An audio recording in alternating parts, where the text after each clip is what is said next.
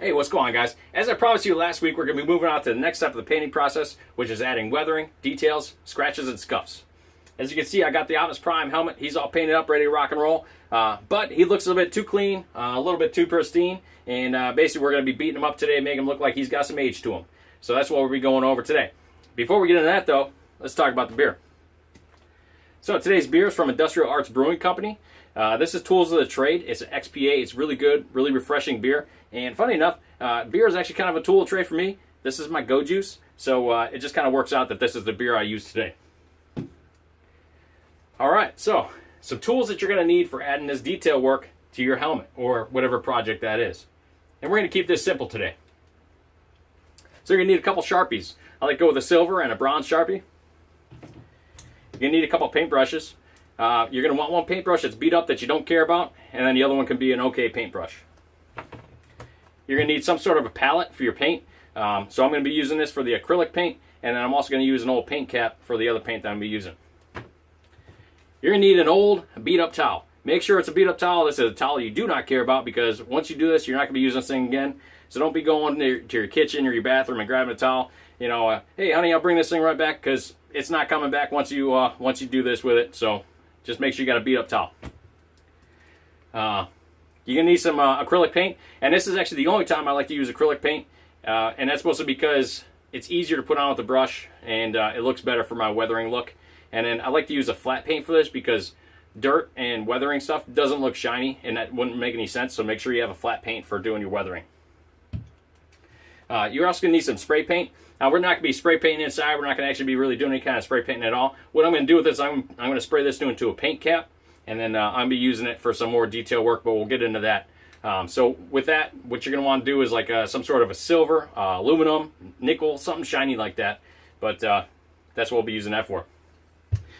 You can also use airbrush too if you're good, or if you have one and you're actually good at it. I just got one. I'm still learning. I'm not really too good at it. And I'm not going to go over something that would require you to get extra equipment, but eventually I will do a video on airbrushing. Obviously that's going to be when I'm a little bit better, because I'm not going to teach you guys something that I'm not really too good at. So we'll get into that some other time. The hardest thing you're going to find about adding these details, the scratches and scuffs, is just making it look natural. Because when I do this stuff, for one, it's hard to do it because it's a fresh painted thing, and you're like, man, I just painted this thing, it looks so smooth, and you put any scuffs on it. But the end result is it looks great, and it's all going to be worth it. The other thing is you want to go overboard with this. If you put too much on it, people are going to notice it, and they're going to say, well, that guy got carried away with that Sharpie, or that guy got carried away with that weathering. So there's a happy medium, and it's kind of hard to find. But once you start doing this for a little bit, you'll kind of get the idea and how much to add to this stuff.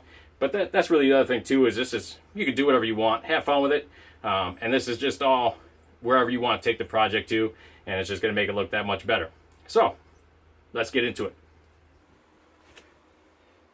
All right, so the first part we're going to talk about is using a Sharpie.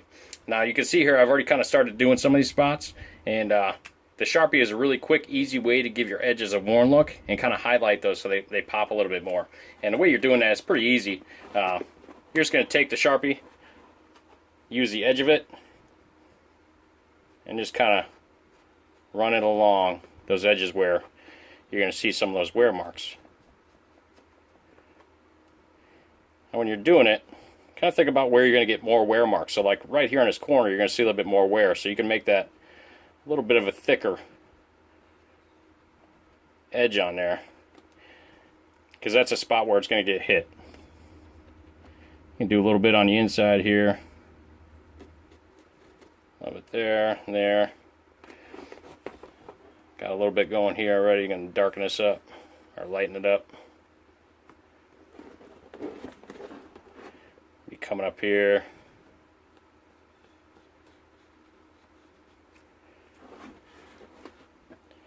A little on this edge.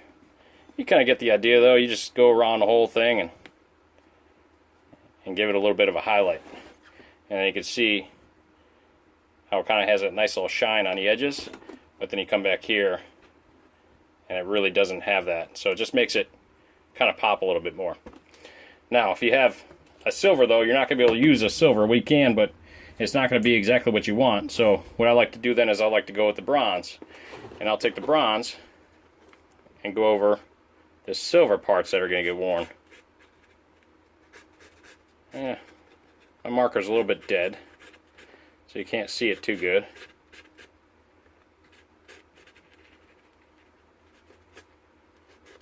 But you would kind of get the idea there, where the bronze would work on the silver and kind of give it that worn look on that one. Alright, so after that, we're going to get into some weathering. So you just take your brush, get some black paint on there, and then you're going to take it and just paint it on in all the little cracks and crevices. Now don't go too far because you don't want this to start drying. If it starts drying, you're going to be very unhappy. So just little bits at a time. Take your towel and then wipe that off. And don't worry about it being perfect, because remember, this is weathering and you want it to look natural, so don't get too crazy with wiping it down afterwards. But you know, again, this is all whatever you want it to have a look of it. You know, do you want it to look more old, more beat up, dirtier? You know, whatever that may be. Just kind of wipe that down.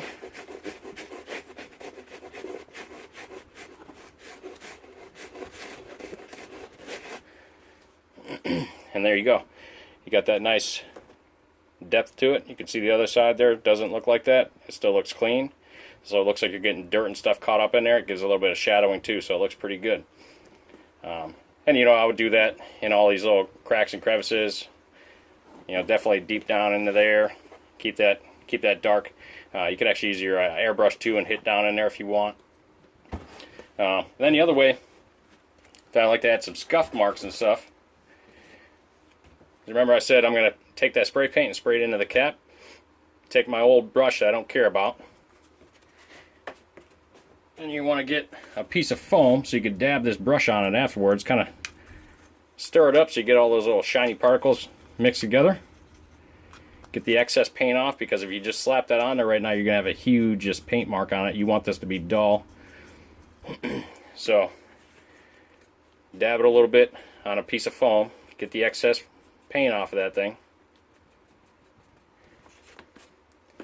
And then we would just be going, let's say I just want to add a little bit of a scuff mark right here. Just kind of brush it on. Lightly, you don't want to get too heavy with it.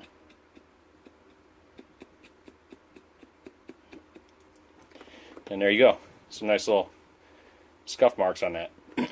Now the other thing you do with this too is if you take your Sharpie, and let's say you want to have, like, let's say we want an explosion mark back here, like something hit. So let's go like this. We'll go a couple little scratches there and here. Going that way. There.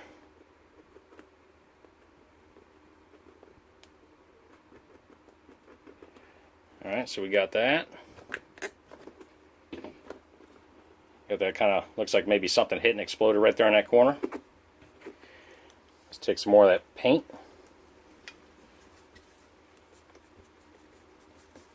Get the excess off the brush. And then just hit in that same spot that you just put those marks.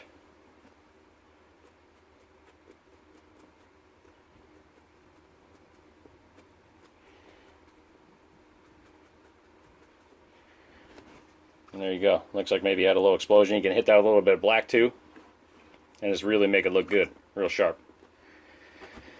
But, you know, like I said, I mean, you could do all kinds of different things on here. You could get as creative as you want, but these are the basic ideas of how I do it.